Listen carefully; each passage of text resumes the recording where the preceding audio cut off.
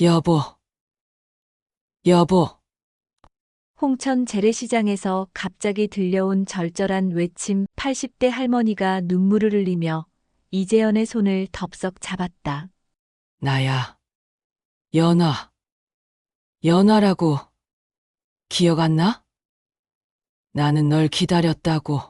주변 사람들이 수군거렸다. 저 할머니 정신이 좀. 이재연은 당황했다. 하지만 할머니의 눈빛이 어딘지 낯설지 않았다. 70년을 기다린 한 할머니와 우연히 시골 출장을 온 33 남자의 운명적인 만남. 시간을 넘어선 사랑이 어떻게 두 사람의 삶을 완전히 바꿔놓았는지, 그 감동적인 실화. 지금 시작합니다. 서울 강서구의 회색빛 오피스텔에서 이재연은 또 하루를 맞이했습니다. 알람 소리에 억지로 눈을 뜨고 차가운 물로 얼굴을 씻으며 거울 속 자신을 바라봤죠. 33의 나이, 그런데 눈빛엔 이미 지친 기색이 가득했습니다. 또 하루가 시작되는구나. 매일 같은 일상의 연속. 뭔가 즐거운 일 없나? 이재연은 한숨을 내쉬며 정장 넥타이를 메었습니다. IT 회사 대리로 일한 지 벌써 7년째였어요. 매일 반복되는 업무와 상사의 잔소리, 끝없는 야근에 완전히 지쳐 있었습니다. 모난 성격은 아니었지만 지나치게 현실적이고 감정 표현에 인색한 편이었죠. 그래서 동료들과도 깊은 관계를 맺지 못했습니다. 회식 자리에서도 먼저 일어나는 편이었고 개인적인 이야기를 나누는 걸 어려워했어요. 냉장고를 열어보니 텅 비어 있었습니다. 어젯밤에도 편의점 도시락으로 저녁을 때웠던 기억이 났어요. 언제부터인가 제대로 된 식사를 해본 적이 없었습니다.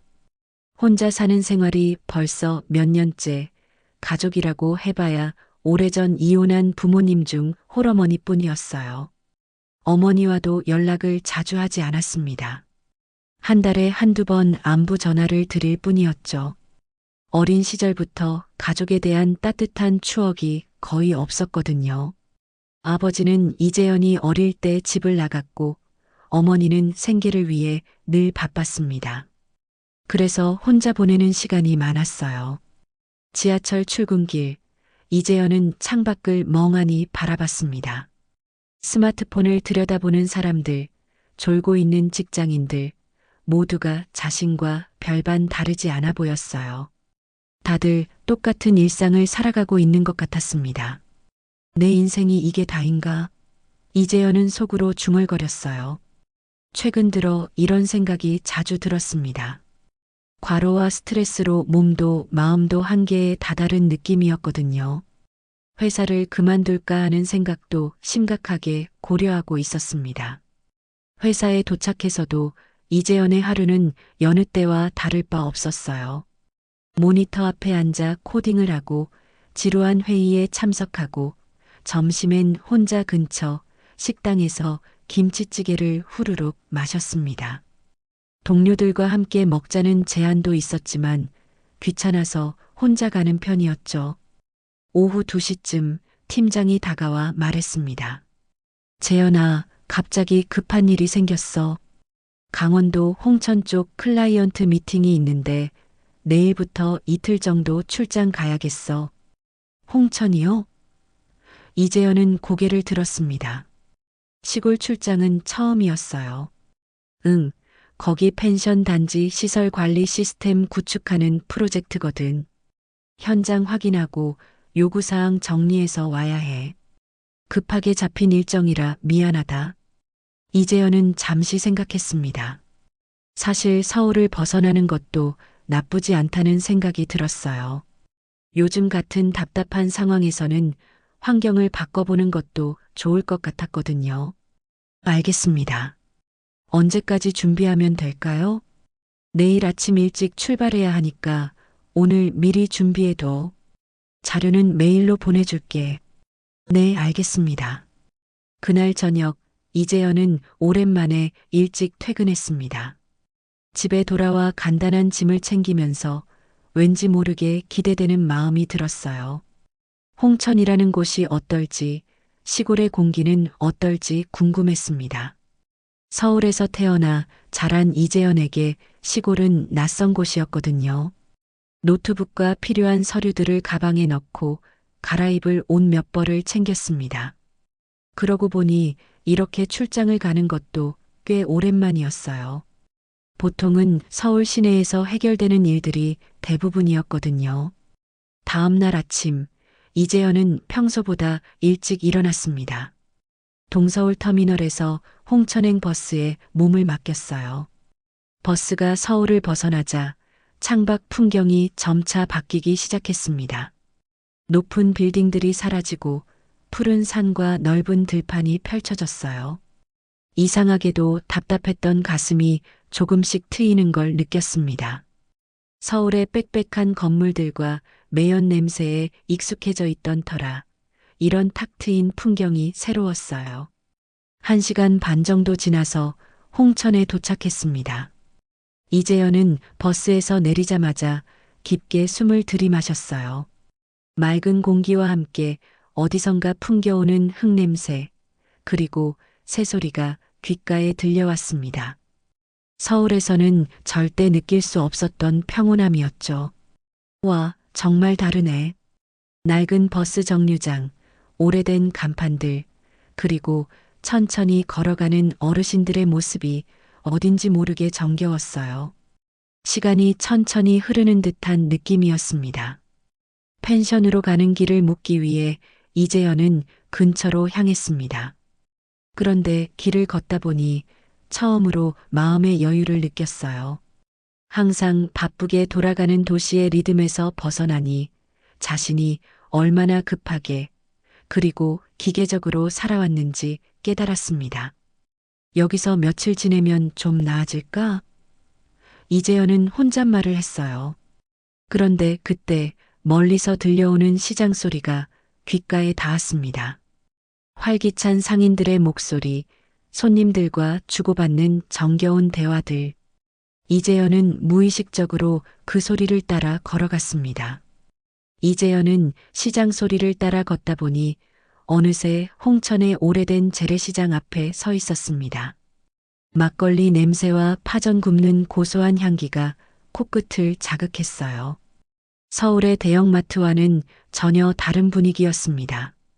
좁은 골목 사이로 늘어선 좌판들, 큰 소리로 물건을 파는 상인들, 그리고 정겨운 사투리가 오가는 모습이 신기했어요.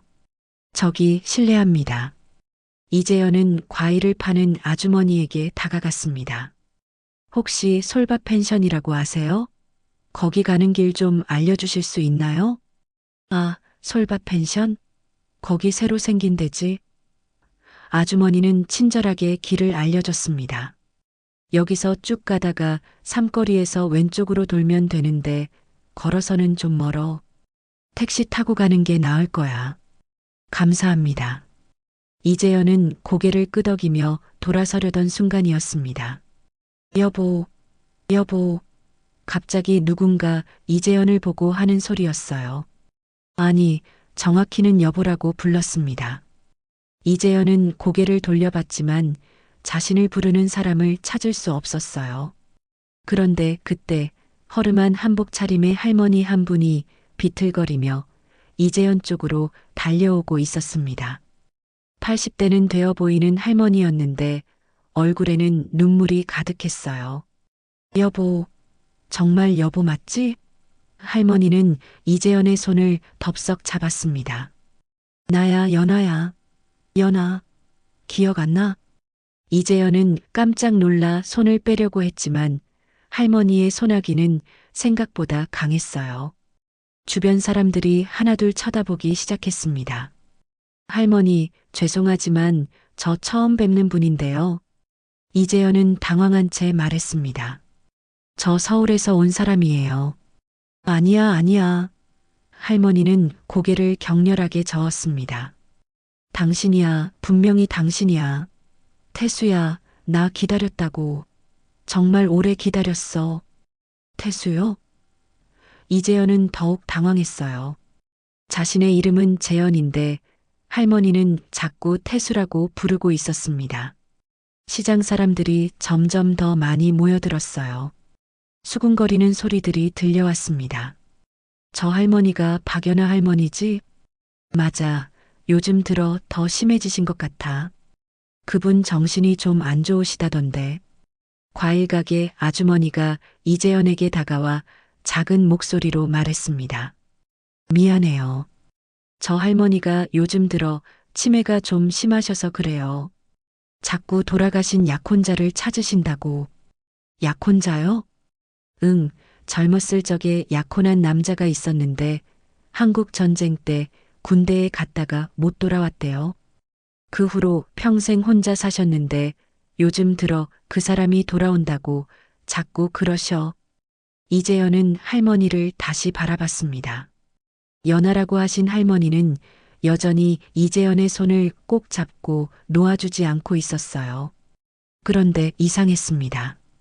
할머니의 눈빛이 어딘지 낯설지 않았어요. 태수야, 왜 이렇게 늦었어? 나 정말 오래 기다렸다고. 할머니는 눈물을 흘리며 말했습니다.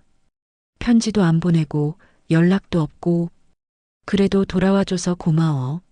할머니. 이재연은 말문이 막혔습니다. 할머니의 간절한 눈빛을 보니 마음이 아팠어요. 이 할머니가 얼마나 오랫동안 누군가를 기다려왔는지 느껴졌습니다.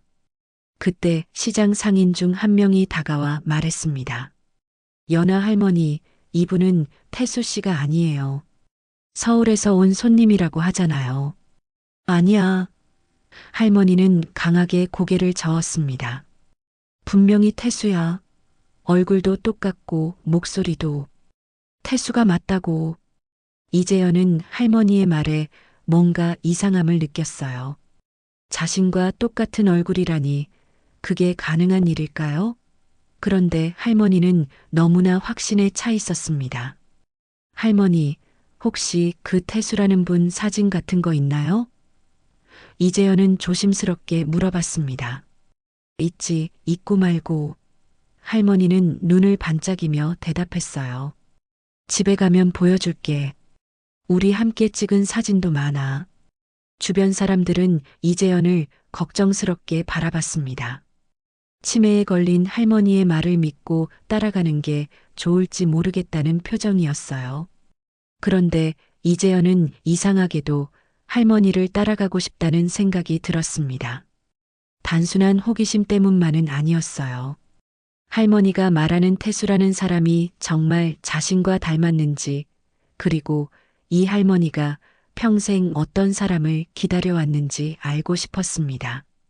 할머니, 그럼 사진 좀 보여주실 수 있을까요? 이재연은 부드럽게 말했습니다. 정말 같이 갈 거야? 할머니의 얼굴이 환해졌어요. 그래, 집에 가자. 우리 집에 가서 차 한잔하면서 얘기하자. 시장 사람들은 걱정스러워했지만 이재연은 마음을 정했습니다. 어차피 펜션에 가서 할 일도 별로 없었고 이 할머니가 말하는 이야기가 궁금했어요. 그리고 무엇보다 할머니의 간절한 눈빛을 외면할 수가 없었습니다. 그럼 잠시 뵐게요. 이재연은 할머니에게 말했습니다. 하지만 저는 정말 태수가 아니에요. 이재연이라고 합니다. 그래. 할머니는 고개를 끄덕이며 웃었어요. 이름은 중요하지 않아. 중요한 건 돌아왔다는 거야. 이재연은 할머니를 따라 시장을 빠져나왔습니다. 뭔가 운명적인 느낌이 들었어요. 평범한 출장이 이상한 방향으로 흘러가고 있었지만 이상하게도 거부감이 들지 않았습니다. 연하 할머니의 집은 시장에서 걸어서 10분 정도 떨어진 곳에 있었습니다. 오래된 기와집이었는데 세월의 흔적이 고스란히 남아 있었어요. 대문은 낡았지만 정성스럽게 관리된 모습이었고 마당에는 작은 텃밭이 있었습니다. 들어와. 연하 할머니는 이재연의 손을 잡고 집 안으로 안내했어요. 오랜만에 집에 손님이 오네. 집 안은 생각보다 깔끔했습니다. 오래된 가구들이 있었지만 할머니가 혼자 살기에는 너무 큰 집 같았어요. 거실 한쪽 벽면에는 흑백 사진들이 가득 걸려 있었습니다. 앉아, 앉아. 차 끓여줄게. 할머니는 부엌으로 향하며 말했어요. 태수는 녹차 좋아했지? 기억나? 할머니, 저는 정말 태수가 아니에요. 이재현은 다시 한번 말했지만 할머니는 들은 척도 하지 않았습니다. 이재현은 거실을 둘러봤어요. 벽에 걸린 사진들이 눈에 들어왔습니다. 대부분 오래된 흑백 사진이었는데 젊은 시절의 할머니가 찍힌 사진들이 많았어요. 그런데 그중 한 장의 사진이 이재현의 시선을 사로잡았습니다. 군복을 입은 젊은 남자가 활짝 웃고 있는 사진이었어요. 그 옆에는 한복을 입은 젊은 여자가 서 있었습니다. 분명히 젊은 시절의 연하 할머니였어요. 그런데 문제는 그 군인의 얼굴이었습니다.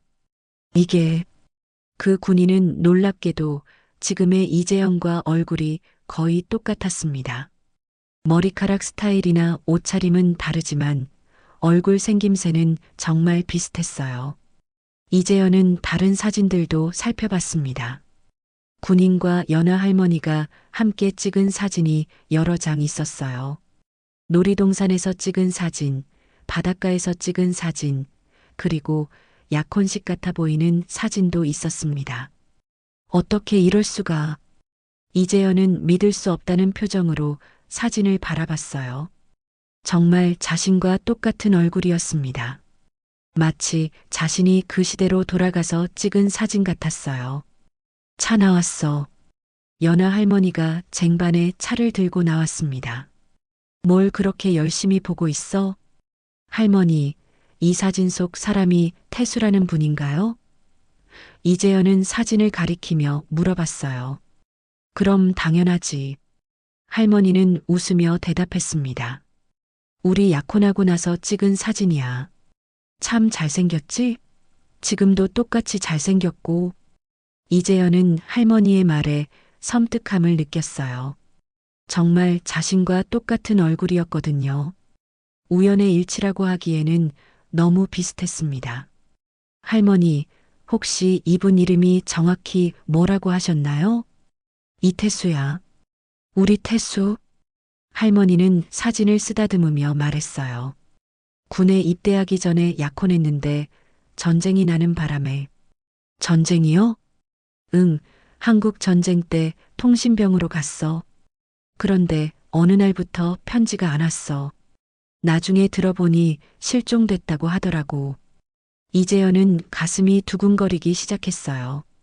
이태수, 한국 전쟁, 통신병, 실종. 뭔가 이상한 기분이 들었습니다. 마치 어디선가 들어본 이야기 같았어요. 실종이요? 그럼 돌아가신 건가요? 모르겠어. 할머니는 고개를 저었습니다. 시체도 못 찾았거든. 그래서 나는 계속 기다렸어. 혹시 살아서 돌아올지도 모른다고 생각하면서. 이재현은 할머니의 이야기를 들으면서 뭔가 이상한 느낌을 받았어요. 자신의 삶에서도 설명할 수 없는 부분들이 많았거든요. 특히 어린 시절 기억이 희미했습니다. 자주 꾸던 악몽도 있었고요. 할머니, 혹시 이분에 대한 다른 자료 같은 것도 있나요? 편지라든지. 있지, 많이 있어. 할머니는 일어나서 안방으로 향했어요. 잠깐만 기다려. 잠시 후 할머니가 오래된 나무 상자를 들고 나왔습니다.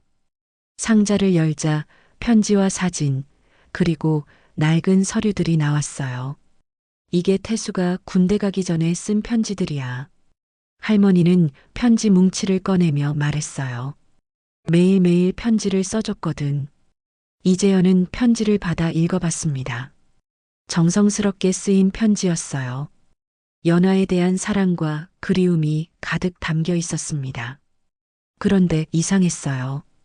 편지를 읽으면서 마치 자신이 쓴 것 같은 느낌이 들었습니다. 연하야, 오늘은 날씨가 참 좋았어. 너와 함께 산책했던 그 길을 혼자 걸어봤는데 내가 너무 보고 싶더라. 전쟁이 끝나면 꼭 결혼하자. 그때까지 기다려줘. 편지의 내용을 읽으면서 이재현은 가슴이 뭉클해졌어요. 이 사람이 연하 할머니를 얼마나 사랑했는지 느껴졌습니다. 그리고 할머니가 얼마나 오랫동안 이 사람을 기다렸는지도요. 할머니는 정말 오랫동안 기다리셨네요. 응, 70년 넘게 기다렸어. 할머니는 눈물을 글썽이며 말했어요. 다른 사람들은 다 포기하라고 했지만 나는 포기할 수 없었어. 그때 이재현의 머릿속에 갑자기 이상한 장면이 떠올랐습니다. 피비린내 나는 전쟁터, 누군가 울부짖으며 외치는 이름. 연화야 하고 부르는 목소리가 귓가에 울렸어요. 이재현은 깜짝 놀라 머리를 흔들었습니다. 뭔가 이상했어요. 왜 갑자기 이런 장면이 떠오르는 걸까요? 괜찮아? 할머니가 걱정스럽게 물어봤어요. 네, 괜찮습니다. 이재현은 고개를 끄덕였지만 마음은 전혀 괜찮지 않았어요. 뭔가 이상한 일이 일어나고 있는 것 같았습니다. 할머니는 상자에서 또 다른 서류를 꺼냈어요. 이건 태수의 군대 기록이야. 나중에 군에서 보내준 거야. 이재현은 서류를 받아봤습니다. 이태수, 육군 통신병, 1951년 실종. 이라고 적혀 있었어요. 그리고 그 옆에는 사진이 붙어 있었습니다. 군복을 입은 이태수의 사진이었는데 정말 이재현과 똑같은 얼굴이었어요. 이게 정말 우연일까요? 이재현은 혼잣말처럼 중얼거렸습니다. 너무 비슷해서 믿기 어려웠어요. 마치 자신의 사진을 보는 것 같았습니다. 그때 할머니가 이재현의 손을 잡았어요. 태수야, 정말 돌아온 거지? 나를 두고 어디 가지 않을 거지? 이재현은 할머니의 간절한 눈빛을 바라봤습니다. 이 할머니가 얼마나 오랫동안 사랑하는 사람을 기다려왔는지 느껴졌어요. 그리고 자신이 그 기다림 속으로 걸어 들어가고 있다는 것도 알 수 있었습니다.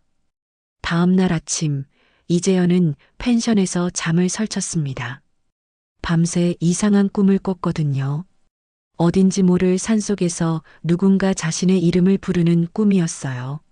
아니, 정확히는 태수야. 라고 부르는 꿈이었습니다. 뭔가 이상해. 이재현은 머리를 쓸어 올리며 일어났어요. 어젯밤 연하 할머니의 집에서 본 사진들이 계속 머릿속에 맴돌았습니다. 그 이태수라는 사람과 자신이 너무 닮았거든요. 펜션 일은 오후에 하기로 하고 이재현은 마을을 좀 더 둘러보기로 했습니다. 뭔가 이 마을에 숨겨진 이야기가 있을 것 같은 느낌이 들었어요. 마을을 걷다 보니 산 쪽으로 올라가는 작은 길이 보였습니다. 호기심이 생긴 이재현은 그 길을 따라 올라가기 시작했어요. 10분 정도 걸었을까 작은 성황당이 나타났습니다. 낡은 기와 지붕에 색이 바랜 단청, 그리고 향 타는 냄새가 났어요. 성황당 앞에는 나이 드신 할아버지 한 분이 앉아 계셨습니다. 마을 어르신 같아 보였어요. 안녕하세요. 이재현이 인사하자 할아버지가 고개를 들었습니다. 젊은이가 여기까지 올라왔네. 어디서 왔어? 서울에서 왔습니다. 출장차 잠깐 왔는데 마을 구경하다가 여기까지 오게 됐네요. 할아버지는 이재현을 자세히 바라봤어요. 그러더니 갑자기 놀란 표정을 지었습니다. 이상하네. 자네 혹시... 네. 아니야, 착각인가 보다. 할아버지는 고개를 저었어요. 그런데 여기는 연하 할머니가 자주 오는 곳이야. 매일 향 피우러 오시거든. 연하 할머니요? 이재현은 깜짝 놀랐어요. 혹시 박연하 할머니 말씀이세요? 자네가 연하 할머니를 알아? 어떻게? 이재현은 어제 있었던 일을 간단히 설명했습니다. 시장에서 할머니가 자신을 태수라고 부르며 알아본 일, 그리고 집에서 본 사진들까지요. 할아버지는 이야기를 듣고 나서 깊은 한숨을 쉬었어요. 그래서 자네가 그 태수를 닮았다는 거군. 참 이상한 일이네. 할아버지께서는 그 이태수라는 분을 아세요? 물론이지. 내가 이 마을에서 태어나 평생 살았는데 모르겠어? 할아버지는 멀리 산을 바라보며 말했어요. 태수는 좋은 청년이었어. 연하하고 정말 사랑하는 사이였지. 그런데 전쟁에 나가서 실종됐다면서요? 그게 할아버지는 잠시 망설이더니 입을 열었어요. 사실 그 집안에는 이상한 이야기가 있어. 이상한 이야기요? 응. 태수가 실종된 후로 연하 할머니가 이상해졌어. 자꾸 태수가 돌아온다고 하면서 대문도 못 잠그고 살았거든. 밤마다 누군가 문을 두드린다고 하면서 이재현은 소름이 돋았어요. 정말 그런 일이 있었나요? 마을 사람들은 다 알고 있어. 그런데 더 이상한 건 연하 할머니만 그런 게 아니라는 거야. 무슨 말씀이세요? 할아버지는 주변을 둘러보더니 작은 목소리로 말했어요. 이 마을에는 저주가 있다는 얘기가 있어. 사랑하는 사람을 잃으면 그 사람의 혼이 계속 떠돈다는 거야. 저주요? 이재현은 믿기 어렵다는 표정을 지었어요. 자네는 안 믿겠지만 이 마을 사람들은 다 알고 있어. 특히 이 성황당은 그런 영혼들이 모이는 곳이라고 해. 이재현은 성황당을 다시 바라봤습니다. 평범한 시골 성황당 같아 보였는데 할아버지의 말을 듣고 나니 뭔가 음산한 느낌이 들었어요. 그럼 연하 할머니가 여기에 자주 오시는 이유도 태수의 혼을 만나기 위해서지. 70년 넘게 매일 여기 와서 기도하고 있어. 그때 이재현의 머릿속에 또 이상한 장면이 떠올랐습니다. 이 성황당에서 누군가와 약속을 하는 장면이었어요. 젊은 남녀가 서로 손을 잡고 맹세하는 모습이었습니다. 이재현은 머리를 흔들었어요. 왜 자꾸 이런 장면이 떠오르는 걸까요? 괜찮나? 할아버지가 걱정스럽게 물어봤어요. 네, 괜찮습니다. 이재현은 대답했지만 마음은 전혀 괜찮지 않았어요. 뭔가 이상한 일이 계속 일어나고 있었거든요. 그런데 할아버지, 혹시 그 이태수라는 분에 대한 기록 같은 걸 찾을 수 있을까요? 군대 기록이라든지. 글쎄, 그런 건 면사무소나 도서관에 가면 있을지도 모르겠네. 아니면 군청에 문의해 보든지. 도서관이 어디에 있나요? 마을 아래쪽에 작은 도서관이 하나 있어. 거기 관장님이 이 마을 역사를 잘 아시거든. 이재현은 할아버지께 감사 인사를 드리고 산에서 내려왔습니다. 도서관으로 가는 길에 계속 생각이 났어요. 자신과 이태수가 닮은 건 단순한 우연일까요? 아니면 정말 뭔가 특별한 이유가 있는 걸까요? 도서관은 생각보다 작았지만 깔끔하게 정리되어 있었어요. 관장님은 50대 여성분이었는데 이재현의 사정을 들어보더니 관심을 보였습니다. 한국 전쟁 때 실종자 기록이요? 잠깐만요. 관장님은 컴퓨터를 켜고 뭔가를 검색하기 시작했어요. 몇 분 후에 화면을 가리키며 말했습니다. 있네요. 이태수, 1929년생, 1951년 육군 통신병으로 복무 중 실종 여기 사진도 있어요. 이재현은 화면을 봤습니다. 거기에는 분명히 자신과 똑같은 얼굴의 이태수가 있었어요. 단순한 닮음을 넘어서 정말 같은 사람 같았습니다. 이상하네요. 관장님도 놀란 표정을 지었어요. 정말 똑같이 생겼어요. 다른 자료는 없을까요? 당시 신문 기사도 있을 거예요. 잠깐만요. 관장님은 오래된 신문들을 뒤져봤습니다. 그러더니 한 장의 신문을 꺼내 보여줬어요. 여기 보세요. 1951년 11월 기사예요.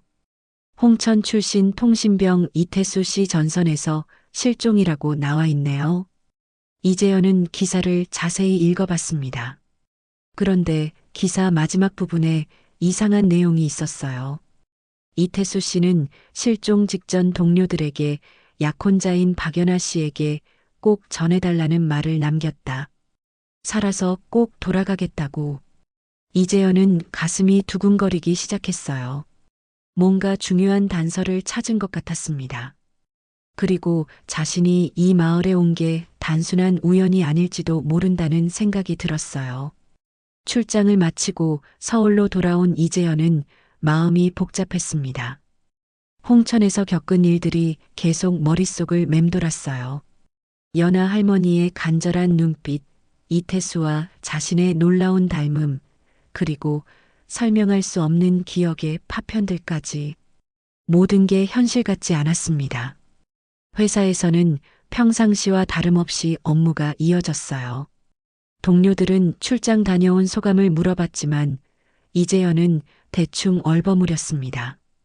할머니와 이태수 이야기를 해봤자 믿을 사람도 없을 것 같았거든요. 재현아, 출장 잘 다녀왔어? 팀장이 다가와 물어봤습니다. 네, 클라이언트 요구사항 정리해서 보고서 올렸습니다. 이재현은 간단히 대답했어요. 수고했어. 그런데 너 요즘 좀 이상해 보이네. 무슨 일 있어? 아니요, 별일 없습니다. 하지만 이재현은 정말 별일이 없지 않았어요. 홍천에서 돌아온 후로 계속 이상한 꿈을 꾸고 있었거든요. 전쟁터에서 누군가 이름을 부르는 꿈, 그리고 연하라는 이름을 외치며 우는 꿈까지 점점 더 생생해지고 있었습니다. 퇴근 후 집에 돌아온 이재현은 어머니에게 전화를 걸었어요. 뭔가 확인하고 싶은 게 있었거든요. 어머니, 잘 지내시죠? 재현아, 웬일로 전화했어? 요즘 바빠서 연락도 잘 안 하더니. 아니에요. 그냥 안부 인사드리려고요. 어머니, 혹시 제가 어릴 때 자주 악몽 꾸었던 거 기억하세요? 악몽? 아, 그거 말이야. 내가 초등학교 때까지 계속 그랬지. 밤마다 울면서 깨곤 했잖아. 어떤 내용이었는지 기억하세요? 글쎄, 자세히는 모르겠지만 자꾸 누군가 이름을 부른다고 하더라. 그리고 피가 나온다고 무서워했고, 이재현은 가슴이 두근거렸어요.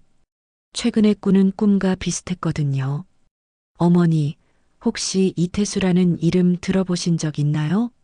전화기 너머로 어머니의 숨소리가 멈췄습니다. 잠시 침묵이 흘렀어요.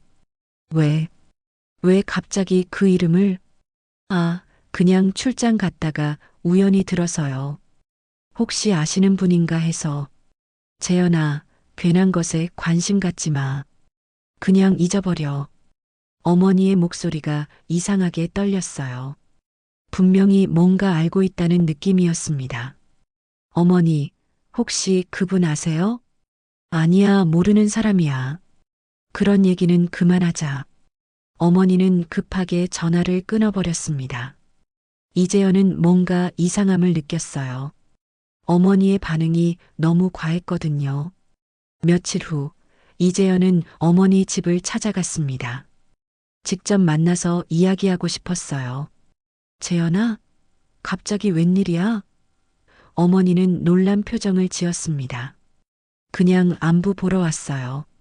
어머니, 지난번에 전화해서 말한 이태수라는 분 정말 모르세요? 어머니의 얼굴이 굳어졌어요. 왜 자꾸 그 이름을 말하는 거야? 정말 중요한 일이에요. 제발 말씀해 주세요. 어머니는 한참을 망설이더니 한숨을 쉬었습니다. 재현아, 정말 알고 싶어? 네, 꼭 알아야 할 것 같아요. 그럼, 잠깐 기다려. 어머니는 안방으로 들어가더니 오래된 서랍을 열었어요. 그리고 낡은 편지 한 통을 꺼내왔습니다. 이걸 봐. 이재현은 편지를 받아봤어요. 봉투에는 연하에게라고 적혀 있었고 발신인은 이태수였습니다. 손이 떨렸어요. 편지를 열어보니 이런 내용이 적혀 있었습니다. 연하야, 이 편지를 받을 때쯤이면 나는 이미 이 세상에 없을지도 모르겠다. 하지만 약속했잖아. 꼭 돌아오겠다고. 만약 내가 돌아오지 못하면 우리 아이만이라도 잘 키워줘. 아이가 태어나면 이름을 재현이라고 지으려 한다. 다시 만날 수 있다는 뜻으로. 이재현은 편지를 읽고 충격을 받았어요. 자신의 이름이 편지에 나와 있었거든요. 어머니, 이게 무슨 뜻이에요? 어머니는 눈물을 글썽이며 말했습니다. 재현아, 사실 내가 알고 있던 아버지는 내 친아버지가 아니야. 뭐라고요? 내 진짜 아버지는 이태수야. 내가 젊었을 때 사랑했던 사람이었어. 이재현은 머리가 하얘졌어요. 자신이 이태수의 아들이라는 뜻이었습니다. 그럼 어머니가 연하 할머니세요? 아니야, 나는 연하가 아니야. 어머니는 고개를 저었어요. 나는 미경이야. 태수는 원래 연하라는 여자와 약혼한 사이였는데. 그럼 어떻게? 전쟁 중에 잠깐 만난 사이였어. 태수가 부대에서 휴가 나왔을 때 만났지. 그때 너를 가졌고. 이재현은 정신이 없었어요. 자신의 출생에 대한 진실이 이렇게 복잡했다니. 그럼 연하 할머니는? 태수가 실종된 걸 모르고 계속 기다리고 계시겠지. 나도 미안했지만 어떻게 말할 수가 없었어. 어머니는 계속해서 말했습니다. 태수는 전선에서 실종되기 전에 이 편지를 동료에게 맡겼대.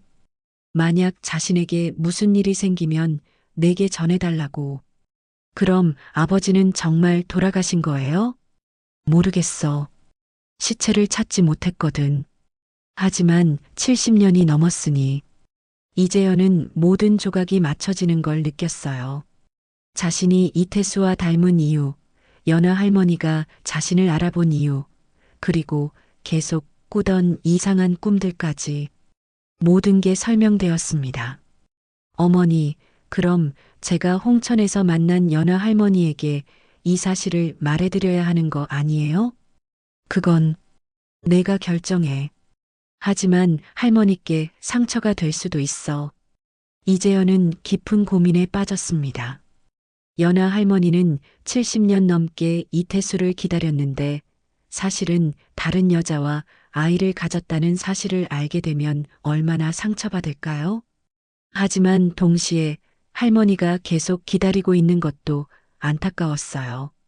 진실을 알려드리는 게 맞는 건지 아니면 그냥 모르고 사시게 하는 게 맞는 건지 판단하기 어려웠습니다. 재현아, 이 일은 신중하게 생각해봐. 어떤 선택을 하든 쉽지 않을 거야. 이재현은 고개를 끄덕였습니다.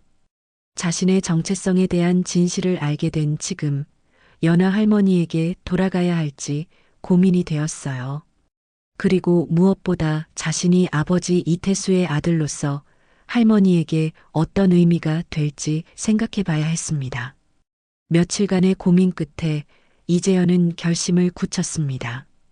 연하 할머니를 다시 만나야겠다고 생각했어요.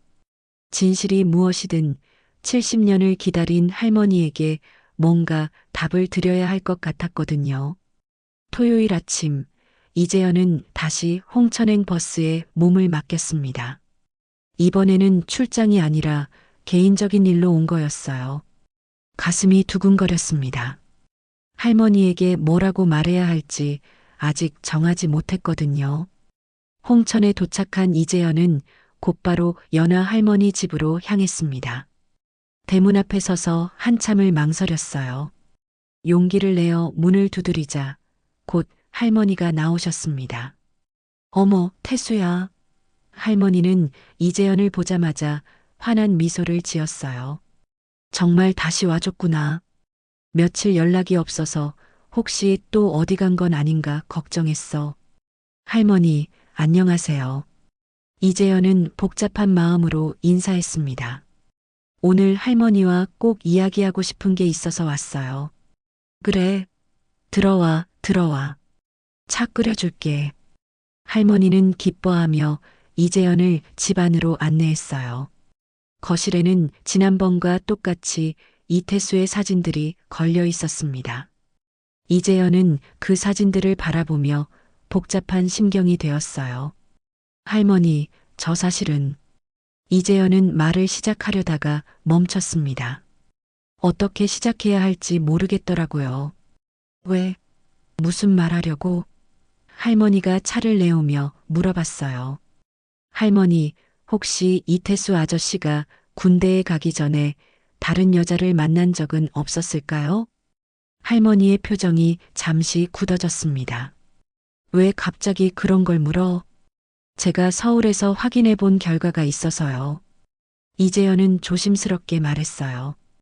혹시 미경이라는 이름 들어보신 적 있나요?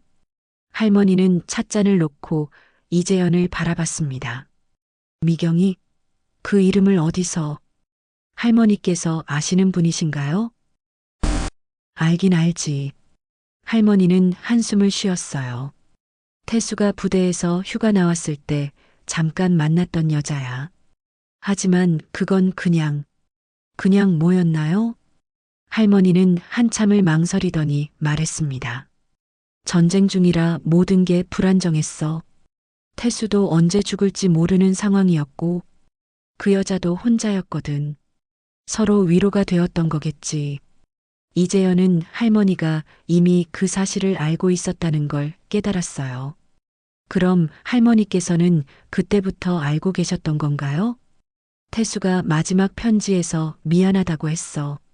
미경이라는 여자와 사이에 아이가 생겼다고. 할머니의 목소리가 떨렸어요. 하지만 나는 상관없었어. 태수만 살아 돌아온다면. 이재현은 깜짝 놀랐습니다. 할머니가 이미 모든 걸 알고 있었다니요. 그럼 할머니께서는 제가 누군지 처음 봤을 때부터 알았어. 할머니는 눈물을 글썽이며 말했어요. 태수의 아들이라는 걸 너무 닮았거든. 이재현은 할머니의 말에 가슴이 뭉클해졌어요. 할머니는 자신이 사랑하는 남자의 다른 여자 사이의 아들인 걸 알면서도 반가워해 주셨던 거예요. 할머니, 그럼 왜 저를 태수라고 부르셨던 건가요? 늙어서 가끔 헷갈려. 할머니는 씁쓸하게 웃었어요. 내가 태수인지, 태수의 아들인지. 하지만 상관없어. 둘 다 소중하거든. 이재현은 할머니의 손을 잡았습니다. 할머니, 정말 죄송해요. 저 때문에 상처받으셨을 텐데. 무슨 소리야? 할머니는 고개를 저었어요. 내가 와줘서 얼마나 기쁜데. 태수가 완전히 사라진 게 아니라는 걸 보여주잖아. 그때 이재현의 머릿속에 또 다른 기억이 떠올랐습니다. 이번에는 더 선명했어요. 젊은 남자가 여자에게 반지를 끼워주는 장면, 그리고 전쟁터에서 편지를 쓰는 장면까지. 할머니, 혹시 아버지가 할머니에게 반지를 선물한 적이 있나요? 할머니는 놀란 표정을 지었어요. 어떻게 그걸 알았어? 할머니는 일어나서 안방으로 갔다가 작은 상자를 들고 나왔습니다. 상자를 열자 오래된 반지가 들어 있었어요. 이거야. 태수가 약혼할 때 준 반지. 지금도 소중히 간직하고 있어. 이재현은 그 반지를 보는 순간 또 다른 기억이 떠올랐어요. 자신이 그 반지를 직접 사서 할머니에게 끼워준 기억이었습니다. 너무 생생해서 현실과 구분이 안 될 정도였어요. 할머니, 저 이상한 질문 하나 해도 될까요? 뭐든지 물어봐. 혹시 제 말은 아버지가 할머니와 처음 만난 곳이 어디였나요? 성황당이었어. 할머니는 미소를 지었어요. 산 위에 있는 그 작은 성황당에서 처음 만났지. 내가 기도하고 있는데 태수가 길을 잃고 헤매다가 우연히 온 거야. 이재현은 소름이 돋았어요. 며칠 전 자신이 성황당에 갔던 것도 우연이 아닐지도 모른다는 생각이 들었거든요. 그리고 거기서 서로 사랑하게 되었고 전쟁 나기 전에 약혼했어. 그 성황당은 우리에게 특별한 곳이야. 이재현은 할머니의 이야기를 들으면서 점점 더 이상한 느낌을 받았어요. 마치 자신이 그 시대에 살았던 것 같은 기분이었거든요. 할머니, 혹시 믿기 어려운 얘기일 수도 있는데요. 뭐야? 저한테 자꾸 이상한 기억들이 떠올라요. 제가 경험한 적 없는 일들인데 너무 생생해서 할머니는 이재연을 자세히 바라봤어요. 어떤 기억들이야? 할머니와 성황당에서 만난 기억, 반지를 선물한 기억, 그리고 전쟁터에서 할머니를 그리워한 기억까지. 할머니는 잠시 말이 없었습니다. 그러더니 조용히 말했어요. 재연아, 혹시 내가, 네, 태수의 환생일지도 모르겠다. 할머니는 진지한 표정으로 말했어요. 그래서 그런 기억들이 떠오르는 거 아닐까? 이재연은 할머니의 말에 충격을 받았어요. 환생이라니 그런 게 가능한 일일까요? 할머니, 그런 게 정말 가능할까요? 모르겠어. 하지만 내가 오는 걸 기다린 이유를 이제 알겠어. 할머니는 이재연의 손을 꼭 잡았어요. 태수가 약속을 지키려고 다른 모습으로 돌아온 거야. 이재연은 할머니의 말에 뭔가 깊은 감동을 받았습니다. 진실이 무엇이든 이 할머니의 사랑은 진짜였고 그 사랑이 자신을 이곳으로 이끌어왔다는 생각이 들었어요. 할머니, 죄송해요. 이렇게 늦게 와서 늦지 않았어. 할머니는 눈물을 흘리며 웃었어요. 70년 기다렸는데 이제라도 와줬으니까. 그날 저녁 이재연은 연하 할머니와 함께 저녁을 먹었습니다. 할머니가 직접 만든 된장찌개와 반찬들이 식탁에 가득했어요. 마치 가족이 된 것 같은 따뜻한 기분이었습니다. 많이 먹어, 태수야. 할머니는 이재연의 그릇에 밥을 더 퍼주며 말했어요. 너무 말랐어. 할머니, 저는 재연이에요. 이재연은 부드럽게 말했습니다. 태수 아저씨의 아들이고요. 그래, 그래. 재연이. 할머니는 웃으며 고개를 끄덕였어요. 하지만 내 눈에는 똑같아. 식사를 마친 후 할머니는 이재연과 함께 마당에 앉았습니다. 별이 쏟아질 것 같은 시골의 밤하늘이 아름다웠어요. 재연아, 내가 너한테 마지막으로 해주고 싶은 이야기가 있어. 무슨 이야기인가요? 할머니는 잠시 하늘을 바라보더니 입을 열었습니다. 사실 태수가 실종됐을 때 나는 정말 죽고 싶었어. 하지만 살았지. 혹시 돌아올지도 모른다는 희망 때문에. 이재연은 조용히 할머니의 이야기를 들었어요. 그런데 몇 년 전부터 이상한 꿈을 꾸기 시작했어. 태수가 나타나서 이제 곧 만날 수 있다고 하는 꿈을. 그런 꿈을 꾸셨다고요? 응. 그래서 매일 성황당에 가서 기도했지. 언젠가는 정말 만날 수 있을 거라고 믿으면서. 그때 갑자기 마을 이장님이 할머니 집 대문을 두드렸습니다. 연하 할머니 계세요? 할머니와 이재연은 대문으로 나갔어요. 이장님은 심각한 표정을 하고 계셨습니다. 이장님, 이 늦은 시간에 무슨 일이세요? 할머니가 물어봤어요. 할머니, 그리고 서울에서 오신 분. 이장님은 이재연을 바라보며 말했습니다. 사실 할머니께 오래전부터 말씀드리려고 했던 일이 있었습니다. 무슨 일인데요? 이태수 씨에 관한 일입니다. 이재영과 할머니는 놀란 표정을 지었어요. 들어와서 말씀하세요. 할머니가 이장님을 집 안으로 안내했습니다. 거실에 앉은 이장님은 깊은 한숨을 쉬고 말을 시작했어요. 할머니, 사실 이태수 씨는 전쟁이 끝나고 살아서 돌아왔었습니다. 할머니와 이재연은 동시에 놀랐어요. 뭐라고요? 할머니의 목소리가 떨렸습니다. 1953년에 돌아오셨어요. 하지만 큰 부상을 입어서 기억을 잃은 상태였습니다. 그럼 왜 저한테 오지 않았던 거예요? 할머니가 울먹이며 물어봤어요.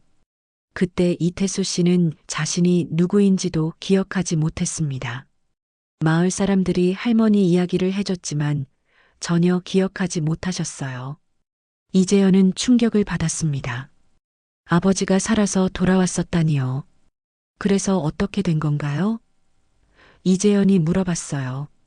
당시 정부에서 기억을 잃은 전쟁 부상자들을 서울로 보내서 치료받게 했습니다. 이태수 씨도 그때 서울로 가셨어요. 그럼 서울에서 할머니가 말했습니다. 네, 서울에서 새로운 이름으로 살게 되셨습니다. 기억을 되찾지 못한 채로요. 이장님은 계속해서 설명했습니다. 그분이 바로 이재연 씨의 할아버지입니다. 이태수 씨는 서울에서 이정호라는 이름으로 살다가 돌아가셨어요. 이재연은 모든 퍼즐이 맞춰지는 걸 느꼈어요. 자신이 아버지의 아들이 아니라 손자였던 거예요. 그럼 제가 이태수의 아들이 아니라 손자라는 말씀이신가요? 맞습니다. 이태수 씨는 서울에서 결혼해서 아들을 두셨고 그 아들이 재연 씨의 아버지입니다. 할머니는 한참 동안 말이 없었습니다. 그러더니 조용히 물어봤어요. 그럼 태수는 나를 기억하지 못한 채로 죽었다는 거네요? 안타깝게도 그렇습니다. 하지만 이상한 일이 있었어요. 이상한 일이요? 이태수 씨가 돌아가시기 직전에 계속 연하라는 이름을 부르셨다고 합니다. 기억을 못했지만 마음 깊은 곳에서는 할머니를 기억하고 있었던 것 같아요. 할머니는 눈물을 흘렸습니다. 그랬구나. 태수가 나를 기억하고 있었구나. 이재연도 가슴이 뭉클해졌어요. 할아버지가 기억을 잃고도 할머니를 그리워했다는 사실이 감동적이었습니다. 이장님, 그럼 왜 지금까지 이 사실을 말씀해 주지 않으셨던 건가요? 할머니가 너무 오랫동안 기다리셨는데 이런 이야기를 하면 더 상처받으실 것 같아서요. 하지만 재현 씨가 오시면서 모든 게 운명인 것 같아 말씀드리게 됐습니다. 이재현은 자신이 왜 이곳에 오게 되었는지 이제 이해할 수 있었어요. 단순한 우연이 아니라 할아버지와 할머니의 인연이 자신을 이끌어온 것 같았습니다. 할머니, 괜찮으세요? 이재현이 걱정스럽게 물어봤어요. 할머니는 눈물을 닦고 미소를 지었습니다. 괜찮아. 오히려 다행이야. 태수가 살아서 행복하게 살았다는 걸 알게 되어서. 하지만 할머니는 평생 혼자. 아니야. 할머니는 고개를 저었어요. 나는 혼자가 아니었어. 태수에 대한 사랑과 추억이 있었거든. 그리고 지금은 너도 있고. 이재현은 할머니의 말에 깊은 감동을 받았습니다. 이렇게 순수하고 깊은 사랑이 존재할 수 있다는 게 놀라웠어요. 할머니, 저도 할머니를 혼자 두지 않을게요. 고마워, 재현아. 내가 와서 모든 게 완성된 것 같아. 이장님이 일어서며 말했습니다. 그럼 저는 이만 가보겠습니다. 오늘 용기 내서 이야기해서 다행이네요. 이장님이 떠난 후 할머니와 이재현은 다시 마당에 앉았습니다. 별들이 더욱 밝게 빛나고 있었어요. 할머니, 이제 어떻게 하실 거예요? 글쎄, 이제 더 이상 기다릴 필요는 없겠지. 할머니는 평온한 표정을 지었어요. 태수가 어떻게 살았는지 알게 되었으니까. 이재현은 할머니의 손을 잡았습니다. 할머니의 기다림이 헛되지 않았어요. 저를 이곳으로 데려왔으니까요. 그래, 정말 그렇네. 할머니는 따뜻하게 웃었어요. 사랑은 시간을 넘어서도 이어지는구나. 그 순간 이재현은 깨달았습니다. 자신이 이곳에 온 이유를, 그리고 앞으로 무엇을 해야 할지를 말입니다.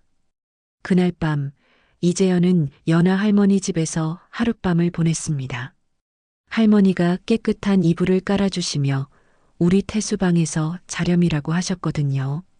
작은 방이었지만 왠지 모르게 편안했어요. 새벽녘 이재현은 할머니의 작은 신음소리에 잠을 깼습니다. 급히 할머니 방으로 가보니 할머니께서 침대에 누워 힘들어하고 계셨어요. 할머니, 어디 아프세요? 이재현은 걱정스럽게 물어봤습니다. 괜찮아, 괜찮아. 그냥 좀 숨이 차는구나. 할머니는 약한 목소리로 대답하셨어요. 하지만 이재현이 보기에는 전혀 괜찮지 않았습니다. 급히 119에 신고하려고 했지만 할머니가 손을 잡으며 말렸어요. 재현아, 괜찮다. 나 알고 있었어. 내 시간이 얼마 남지 않았다는 걸. 할머니, 무슨 말씀이세요?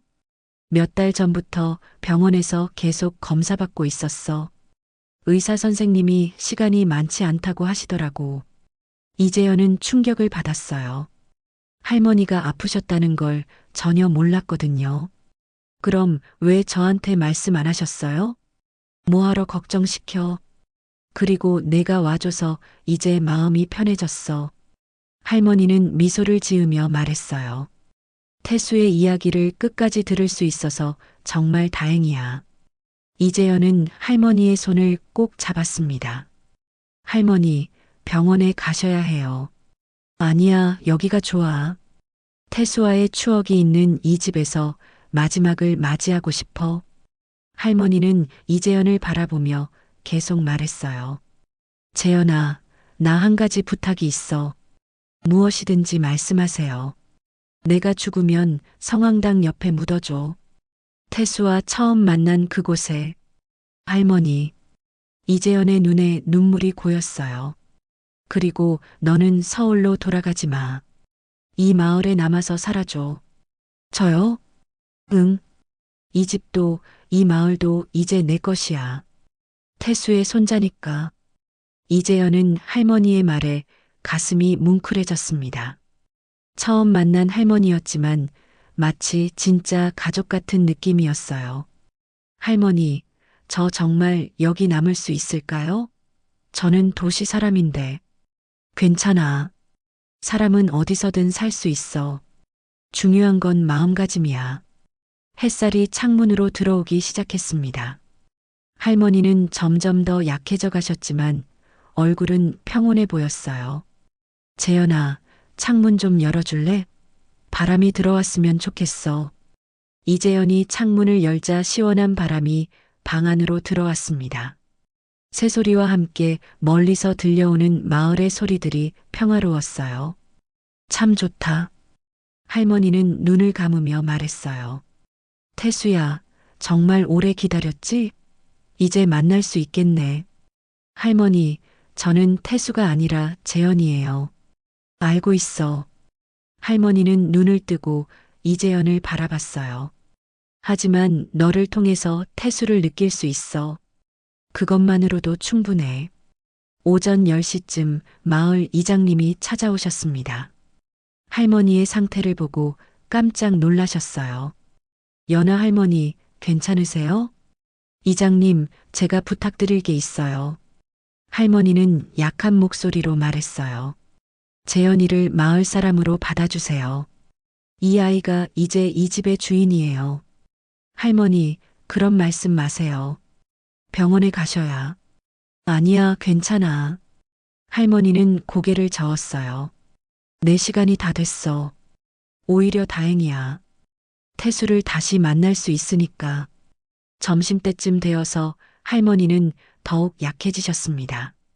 이재현은 할머니 곁에서 손을 잡고 있었어요. 재현아, 고마워. 내가 와줘서 정말 고마워. 저야말로 고마워요, 할머니. 할머니 덕분에 저도 새로운 삶을 찾았어요. 그래, 이제 너는 새로운 인생을 살아가렴. 그리고 이 마을 사람들하고 잘 지내고.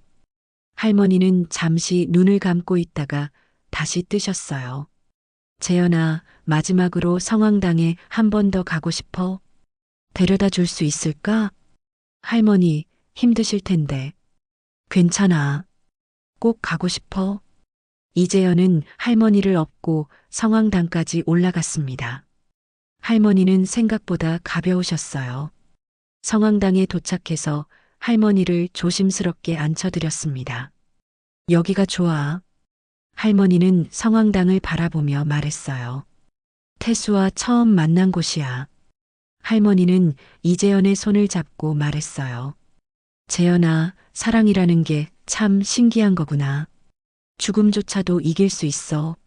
할머니, 나는 70년 동안 태수를 사랑했어. 한 번도 후회한 적 없어. 그리고 내가 와줘서 그 사랑이 완성된 것 같아. 오후 3시쯤 할머니는 조용히 눈을 감으셨습니다. 마지막 말씀은 이번 생에서는 기다림이 헛되지 않아서 고마워였어요.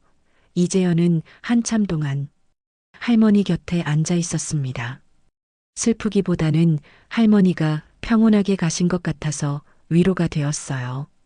일주일 후 연하 할머니의 장례식이 마을 전체의 참여로 조촐하게 치러졌습니다.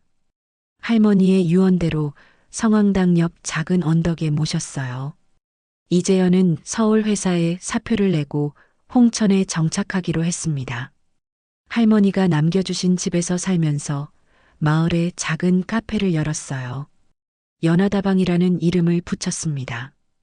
카페에는 할머니와 이태수의 사진들을 걸어 놓았어요. 그리고 손님들이 오면 이재현은 늘 이야기해 해줬습니다. 여기서는 오래된 사랑 이야기를 들려드려요. 시간을 넘어선 진짜 사랑에 대한 이야기를. 이재현의 눈빛에는 더 이상 공허함이 없었습니다. 그는 연하 할머니 덕분에 삶의 진정한 의미를 찾았어요.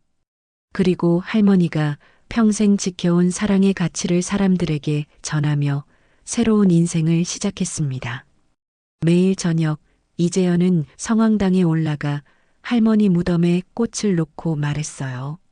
할머니, 오늘도 좋은 하루였어요. 내일도 할머니의 사랑을 많은 사람들에게 전해드릴게요. 오늘 이 이야기를 들으신 여러분은 진정한 사랑의 추억이 있으신가요? 기다릴 수 있는 사랑, 혹은 이재현처럼 누군가의 진심 때문에 삶이 완전히 바뀐 경험 같은 거요. 때로는 우리가 예상하지 못한 방식으로 예상하지 못한 사람을 통해서 인생의 기적이 시작됩니다. 사랑은 시간을 넘어서도 이어지고 진정한 만남은 결국 우리를 더 나은 사람으로 만들어주죠. 오늘 이야기가 여러분께 감동을 선물해 드렸길 바랍니다.